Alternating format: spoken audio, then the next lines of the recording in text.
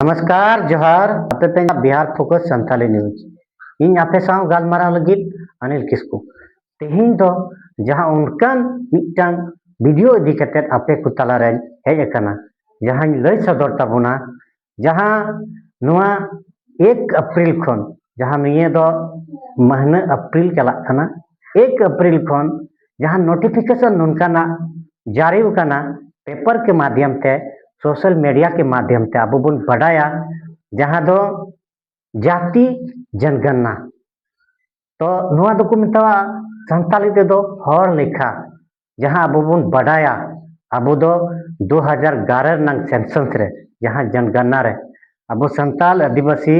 से हो मुंडा उराव खड़िया जहां अब जाति रे मेना बन जनजाति दायरे रे मेना बन उना इयते नुआ दኝ मेना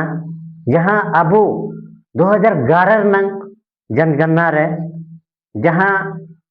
मोटा मोटी तकरीबन 50 लाख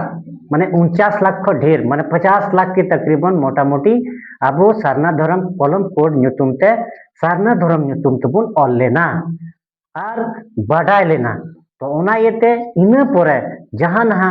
अब बुन नेला 2021 रे फिर जनगणना तहेलना मेनकन कोई कारणवश अबु को तलारे नुआ मोजते बांग क्लियर लेना और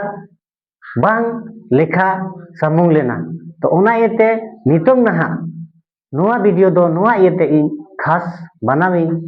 टारगेट किदा से कुरुमुटु किदा कि अबुरेन हर संताल बोया को